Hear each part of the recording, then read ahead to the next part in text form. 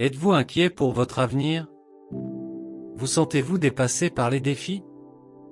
Peut-être vous sentez-vous découragé parce qu'il n'y a aucune solution en vue. Aujourd'hui, Dieu vous appelle à une meilleure disposition. Il veut que vous soyez calme et sachiez qu'il travaille pour vous. Vous comprendrez ce que signifie que Dieu réponde à vos besoins. Vous réaliserez également votre rôle en attendant une visitation. Avant de continuer, veuillez vous abonner à cette chaîne si vous ne l'avez pas déjà fait. Vous êtes sur le point de recevoir une compréhension divine. Dieu continue de travailler 24 heures sur 24 pour perfectionner tout ce qui vous concerne. Il ne cesse jamais de s'assurer que vous avez tout ce qui concerne une vie confortable. Il se soucie de vous et veut vous apporter le meilleur en cette saison. Les défis de la vie peuvent changer votre concentration. Ils peuvent parfois vous mettre dans un état de confusion et vous faire vous demander comment ce changement se produira. Peu importe ce que vous traversez, vous devez savoir qu'il existe une issue en Dieu. Il n'a pas attendu le défi avant de faire ce qui était nécessaire, il travaille déjà pour vous. Avec Dieu dans le tableau, vous pouvez être sûr que tout se passera bien. C'est parce qu'il veillera toujours à ce que vous profitiez de sa plénitude. Mais Dieu veut que vous fassiez quelque chose pour lui pendant qu'il prépare une voie pour vous, il veut que vous restiez tranquille. Il veut que vous sachiez qu'il vous a prédestiné à une belle fin. Cela signifie qu'il n'est pas silencieux ou inactif en ce moment. Il prépare déjà une voie pour vous. Aucun des défis auxquels vous faites face ne dépasse la capacité de Dieu. Il a le pouvoir de tout faire. La bonne nouvelle est que Dieu a bien planifié votre vie. Cela signifie que votre vie n'est pas une erreur et qu'aucun de vos problèmes ne le trouble. Vous avez la prédestination d'une fin glorieuse, car il fait concourir toutes choses à votre bien. Cela signifie qu'il a déjà préparé chaque arrêt, virage et accroc qui peuvent survenir sur votre chemin. C'est pourquoi il veut que vous vous détendiez et que vous le laissiez travailler. S'il avait pris soin de vous dès le moment où il vous a formé, il ne déciderait pas de vous abandonner à cette responsabilité maintenant. Il veut que vous sachiez qu'il vous accompagnera jusqu'au bout. C'est pourquoi il vous appelle à la tranquillité, car il a le contrôle. Même dans les situations qui semblent désespérées, Dieu apportera une transformation. Il fera quelque chose de nouveau. Ésaïe 43, 19 dit: Voici, je fais une chose nouvelle.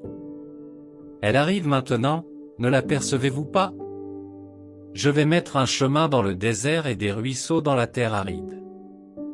Tout ce que vous avez à faire, c'est de rester tranquille et de savoir qu'il est Dieu. Maintenant, que signifie être tranquille? Est-ce un état d'inactivité ou des moments où vous laissez Dieu seul prendre la relève? Le calme est un état de calme. C'est lorsque vos émotions, vos pensées et vos actions deviennent fixes et stationnées en Dieu. Cela ne signifie pas nécessairement un état d'inaction.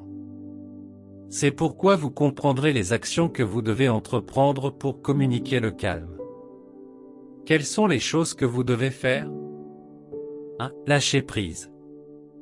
C'est la chose la plus difficile à faire lorsque vous faites face à des moments difficiles. C'est parce que la nature humaine veut toujours avoir le contrôle. Elle aime comprendre et naviguer dans les choses de son environnement. Mais vous ne pouvez pas tout contrôler, en particulier le cours de la vie. C'est pourquoi vous êtes généralement déséquilibré lorsque des défis surviennent. Si vous ne comprenez pas les défis, faire ce que vous pouvez pour les relever ne fonctionnera pas, car vous n'avez aucune capacité. Même si vous vous préparez à des moments difficiles, vous n'avez toujours pas le contrôle absolu.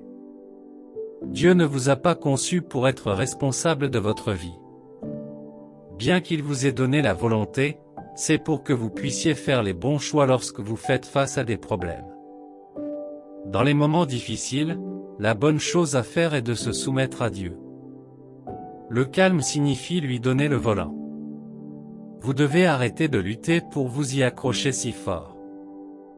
N'est-il pas plus facile de s'asseoir et de se détendre pendant que quelqu'un d'autre s'occupe de vos mouvements? Lorsque vous lâchez le contrôle, vous donnez à Dieu la chance de vous fournir des directives à chaque instant.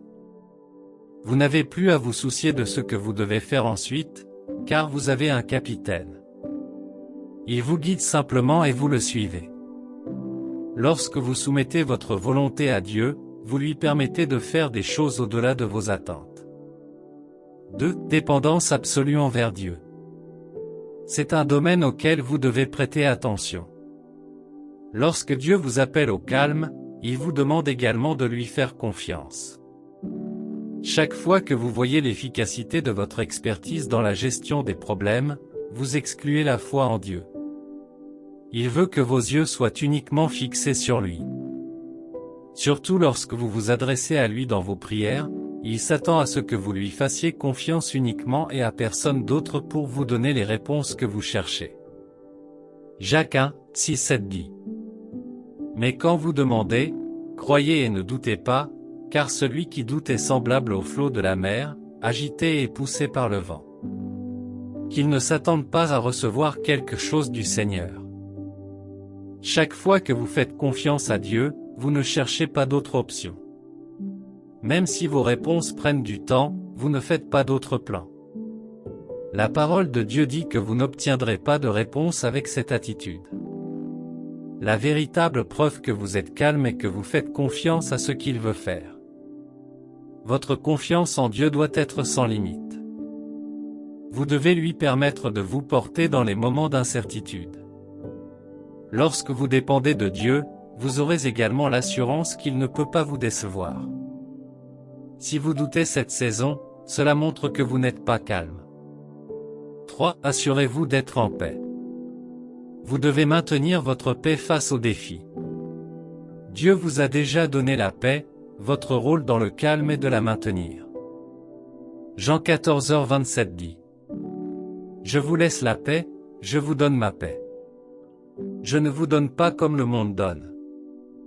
Que votre cœur ne se trouble point, et ne s'alarme point. C'est pourquoi vous ne devez pas céder à l'inquiétude. Vous ne pouvez pas garder la paix si vous pensez constamment aux problèmes. Cela ne signifie pas non plus que vous devez devenir indifférent à la situation, mais vous devez aussi comprendre que l'inquiétude ne vous mène nulle part. Elle ne fait que vous occuper. Elle ne change rien et n'offre aucune solution. Si vous restez dans l'inquiétude, vous vous priverez de la joie et de la paix de Dieu. Plutôt que de vous épuiser sans résultat, vous devez rester calme comme Dieu le commande. La paix est un mystère en Dieu car elle vous offre la détente même au milieu de la tempête. C'est aussi une arme de victoire sur les épreuves auxquelles vous faites face. Chaque fois que vous sentez que Dieu vous demande de rester calme, vous devez vous assurer de le faire. Tant que vous ne le ferez pas, vous empêcherez Dieu d'accéder à votre vie dont il a besoin. Numéro 4, ne comptez pas sur vous-même.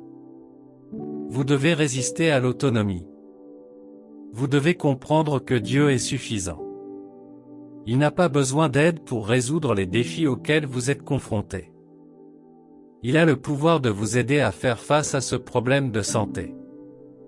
Il peut toujours ouvrir des portes de faveur inimaginables, et il a la providence pour faire en sorte que toute chose s'aligne et fonctionne en accord avec vos besoins. Donc, essayer d'aider Dieu est une erreur. Chaque fois que vous devez trouver un moyen de résoudre vos problèmes en dehors de la sagesse de Dieu, vous retirez Dieu de vos affaires, et ce n'est pas ce qu'il veut pour vous. Lorsque vous vous concentrez sur votre capacité, votre argent et vos ressources pour résoudre ce problème, cela montre que vous ne lui faites pas confiance. Lorsque vous ne laissez pas de place à Dieu pour qu'il vienne vous aider à répondre à ses besoins, vous croyez que Dieu ne peut pas prendre soin de vous. La Bible dit dans Psaume 127, 1. Si ce n'est pas l'Éternel qui bâtit la maison, les bâtisseurs perdent leur temps. Si ce n'est pas l'Éternel qui garde la ville, les gardes perdent leur temps. C'est parce que vous êtes myope et limité dans ce que vous pensez savoir. Tant que vous continuez à essayer de le faire vous-même, vous rencontrerez toujours des difficultés et de la frustration. Vous devez apprendre à rechercher la vis de Dieu avant de faire chaque pas. Laissez-le être celui qui dirige votre chemin et vous montre ce qu'il peut faire pour tous ceux qui comptent sur lui. Souvenez-vous que Dieu prépare déjà des moyens pour rendre votre vie glorieuse. Numéro 5. Gardez la foi. La plupart du temps, lorsque Dieu travaille dans les coulisses, il semblera que rien ne se passe. Vous pourriez même avoir l'impression que Dieu vous a tourné le dos ou est devenu sourd à vos demandes. C'est à ce moment-là que Dieu veut que vous gardiez le plus la foi. C'est parce que, lorsque vous commencez à ressentir cela, votre miracle est déjà plus proche que vous ne le pensez. Dieu ne veut pas que vous manquiez les bénédictions parce qu'il comprend à quel point votre foi est cruciale pour recevoir de lui. Vous devez garder votre espoir vivant. Les jours où cela devient difficile, vous devez vous rappeler la fidélité de Dieu dans le passé. Souvenez-vous de la façon dont il est entré dans le feu avec les jeunes Hébreux. Il les a gardés pendant les épreuves et s'est montré puissant au milieu d'eux. Une autre chose que Dieu veut que vous fassiez lorsque vous attendez votre miracle est de conditionner votre perspective. Vous devez apprendre à voir au-delà de ce problème si vous voulez recevoir les bénédictions de Dieu. Chaque fois que vous êtes prêt à faire une percée, Dieu vous demandera de changer de perspective et de renforcer vos capacités. Vous devez voir les choses à travers les yeux de votre esprit avec la certitude que c'est réel. Avant que Dieu ne bénisse Abraham, il a dû lui faire voir au-delà de l'endroit où il se trouvait. Il a fait voyager Abraham loin de son présent afin qu'il puisse voir dans l'avenir que Dieu voulait lui donner. Genèse 13, 14-15 dit. L'Éternel dit à Abraham, après que l'eau se fut séparée de lui, « Regarde autour de toi, d'où tu es, vers le nord et le sud, vers l'est et l'ouest. Tout le pays que tu vois, je te le donnerai, à toi et à ta descendance pour toujours. » Dieu vous parle comme il l'a fait à Abraham. Il veut que vous regardiez au-delà des limites. Il vous demande de laisser derrière vous cette pression et de contempler. Il veut que vous voyiez ses promesses. Vous devez donc élargir votre esprit aujourd'hui. Vous devez regarder au-delà de votre environnement, contempler les plans de Dieu pour vous et recevoir l'espoir. Le moyen le plus rapide de profiter des bénédictions de Dieu est de voir ce qu'il dit, car, en ce moment, vous vous alignez sur sa volonté pour votre vie. Bien-aimés, ne banalisez pas le pouvoir de votre imagination. Savez-vous que Dieu ne donnera que ce que vous attendez? Pensez à Job et à sa peur dans Job 3h25. Il craignait qu'il n'arrive quelque chose de terrible, et ce qu'il craignait le plus arriva. Voyez-vous maintenant le pouvoir de votre imagination? C'est pourquoi Dieu s'assure toujours que votre esprit travaille avec ce qu'il veut faire dans votre vie. Si vous pensez à la bonté et à la faveur de Dieu, vous l'attirerez. Si vous voyez des solutions et des possibilités se présenter à vous, vous les expérimenterez également. En tant que chrétien, vous avez un appel à vivre une vie sainte. L'une des choses qui garantissent votre accès à ce que Dieu est sur le point d'apporter sur votre chemin est la pureté. Vous devez abandonner les œuvres de la chair et vous engager à plaire à Dieu. Lorsque vous laissez les œuvres de la chair dominer votre vie, vous ne pouvez pas recevoir de Dieu. Vous devez abandonner la colère, la méchanceté, l'idolâtrie et toute forme d'immoralité. Acceptez le pardon, la justice, l'amour, la paix et la joie afin de pouvoir accéder aux bénédictions de Dieu. L'une des preuves de votre amour pour Dieu est votre choix de vivre dans la sainteté, et Dieu dit que pour une telle personne, il ferait des choses miraculeuses. 1 Corinthiens 2h9 dit. Cependant, comme il est écrit, ce que l'œil n'a point vu, ce que l'oreille n'a point entendu, et ce qui n'est point monté à l'esprit de l'homme, Dieu l'a préparé pour ceux qui l'aiment. Bien-aimés, Dieu peut aller très loin pour ceux qui s'engagent envers lui. Numéro 6, faites confiance au timing de Dieu. Vous devez faire confiance au processus de Dieu dans cette situation. Même s'il ne vous apporte pas les réponses quand vous le souhaitez, faites-lui toujours confiance. Vous devez vous rappeler que ses voies sont plus élevées que les vôtres, et c'est pourquoi vous ne pouvez jamais comprendre complètement tout ce qu'il fait. Cependant, il est aussi toujours à l'heure. Il rendra toutes choses belles juste au bon moment. Lorsque vous constatez que Dieu prend du temps pour répondre, c'est parce qu'il prépare le meilleur pour vous. Faites confiance à son timing parfait, comme Abraham l'a fait. Il n'a pas résisté au timing de Dieu, il a attendu patiemment, et Dieu lui a donné l'enfant promis. Numéro 7, accrochez-vous à sa parole. La parole de Dieu ne change jamais. Elle a été la même depuis les temps passés et même jusqu'à maintenant. Vous devez croire cela et vous le répéter continuellement pendant que vous vous tenez immobile devant lui dans l'attente de votre grand témoignage. Tout ce que Dieu dit dans sa parole est puissant et s'accomplira. C'est pourquoi elle devrait être votre lieu de repos pendant que vous attendez Dieu. La parole de Dieu vous donnera de la stabilité dans un monde en constante évolution, vous encouragera et vous aidera à rester concentré sur les promesses de Dieu. Le temps que vous consacrez à la méditation sur la parole de Dieu n'est pas une perte de temps. C'est plutôt un outil de positionnement stratégique pour vos bénédictions. Vous devez également apprendre non seulement à étudier les paroles, mais aussi à les déclarer. Vous devez parler avec une compréhension de ce sur quoi vous avez médité. Les paroles que vous prononcez ont une façon de changer votre atmosphère. Elles ont le pouvoir d'attirer les réponses que vous cherchez dans votre direction. Elles vous aident également à faire taire la voix du doute et de l'inquiétude qui surgit chaque fois que vous vous souvenez des défis. Vous devez donc continuer à parler jusqu'à ce que vous voyez vos réponses. Quels autres rôles pouvez-vous jouer lorsque vous faites confiance à Dieu pour arranger les choses?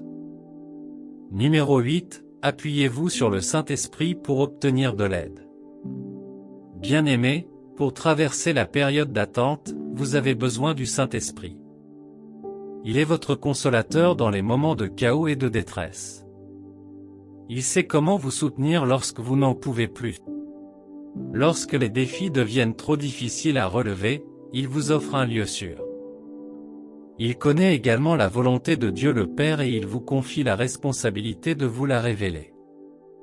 Une autre chose qu'il fait est d'intercéder en votre faveur. Oui, il prie pour vous lorsque vos paroles vous manquent. Dans les moments de désespoir, il est là, interprétant les fardeaux de votre cœur à Dieu. C'est pourquoi vous devez faire tout votre possible pour maintenir une connexion plus profonde avec lui pendant que vous attendez que Dieu manifeste tout ce qu'il fait en coulisses. Chaque fois que vous vous engagez à construire une meilleure relation avec Dieu, vous créez un environnement accueillant pour le Saint-Esprit. En ouvrant votre cœur à l'étude de la parole de Dieu et en passant du temps en méditation, vous magnifiez sa présence. Il vous apprend à lui confier ses fardeaux et il vous montre comment traverser les moments difficiles. La Bible dit que tout concourt à ceux qui l'aiment. Votre profonde connexion avec Dieu est la preuve que vous l'aimez, donc les choses fonctionneront également en votre faveur. Numéro 9, recherchez sa sagesse. Vous vous demandez ce que vous devriez faire si vous ne deviez pas vous fier à votre compréhension ou à votre travail. Voici votre réponse, vous devez passer du temps à rechercher la volonté de Dieu dans des périodes comme celle-ci. Plutôt que d'essayer de faire ce que vous pensez être juste, pourquoi ne pas chercher l'aide de celui qui a les réponses? Il sait exactement ce que vous devriez faire pour sortir de cette situation. Il sait comment faire face à ce fardeau financier. Vous devez donc lui demander conseil avant d'essayer ce qui semble être la chose la plus logique à faire. Tout d'abord, communiquez avec Dieu. Soyez intentionnel quant à la connaissance de sa volonté pour vous à ce moment précis. Dieu a une vision profonde de cette question. Il connaît les bons gestes pour obtenir le résultat que vous désirez. Lorsque vous marchez avec lui, vous ressentez de la facilité. Vous ne pouvez pas vous passer de la direction divine dans de tels moments. Lorsque vous vous présentez devant Dieu à la recherche d'une direction, vous ne devez pas vous précipiter.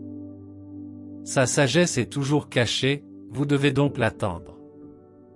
Si vous êtes pressé, vous risquez de passer à côté des choses essentielles qu'il a à vous dire. Il est également important que vous vous présentiez devant Dieu avec un cœur ouvert. Lorsque vous avez déjà des alternatives dans votre esprit, elles obscurciront la voix de Dieu. Vous devez toujours être prêt à recevoir et disposé à obéir à ce qu'il vous dit. Numéro 10. Évitez les distractions. Vous devez rester concentré sur les choses qui comptent. Alors que Dieu se met à l'œuvre, vous ne devez pas laisser l'ennemi s'infiltrer dans votre esprit. Il est doué pour détourner votre attention car il sait que cela peut vous rendre insensible à ce que Dieu fait. L'ennemi fait des choses qui soulèvent des questions dans votre cœur. Il vous fait douter de l'existence de Dieu ou de sa fidélité envers vous dans vos épreuves. Il a fait la même chose avec Jean-Baptiste. Jean était le précurseur de Jésus-Christ.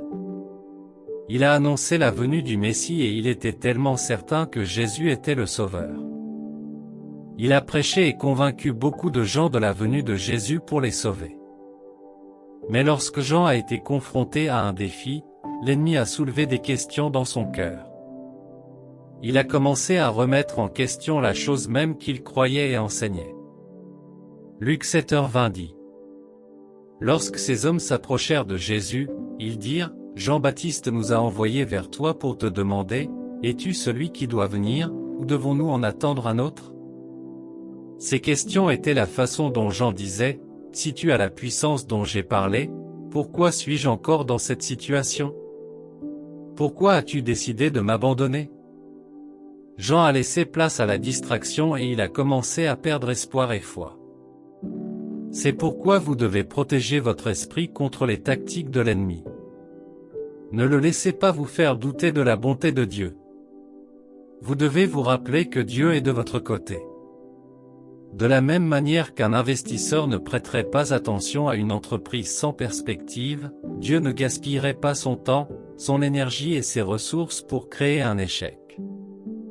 Il a fait de vous son chef-d'œuvre et il vous reste fidèle. Vous devez vous en souvenir chaque fois que l'ennemi vous pose des questions de doute. Ces distractions vous font vous concentrer sur les problèmes au lieu de regarder vers Dieu. Chaque fois que vous regardez les défis qui vous entourent, vous laissez la porte ouverte à la peur. Pensez à la marche de Pierre sur l'eau.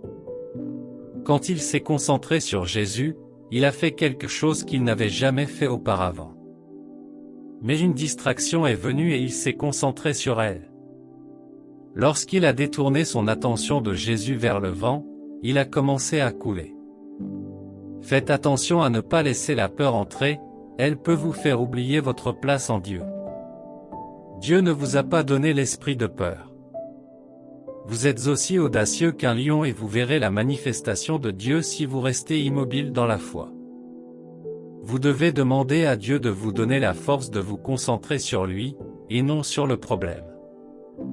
Quand il sera temps pour Dieu de vous apporter des réponses, vous le saurez.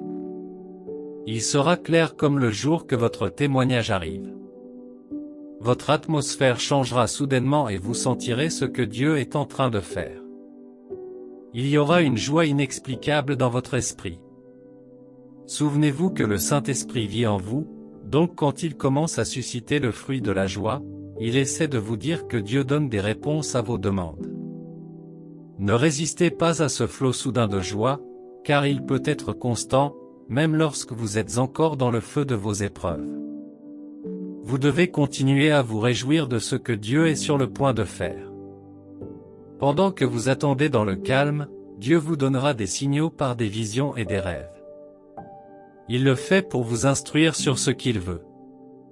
Il peut également vous montrer à quel point vous êtes proche de recevoir votre percée. Alors, prenez ces révélations comme un signe positif. Dieu peut même vous parler pour vous confirmer. Il peut vous parler par l'intermédiaire d'un ami, d'un collègue, de votre pasteur ou d'inconnus. Les paroles des podcasts, les vidéos inspirantes ou les chants de louange peuvent apporter de fortes convictions à votre cœur. C'est pourquoi vous devez être ouvert aux diverses manières dont il parle.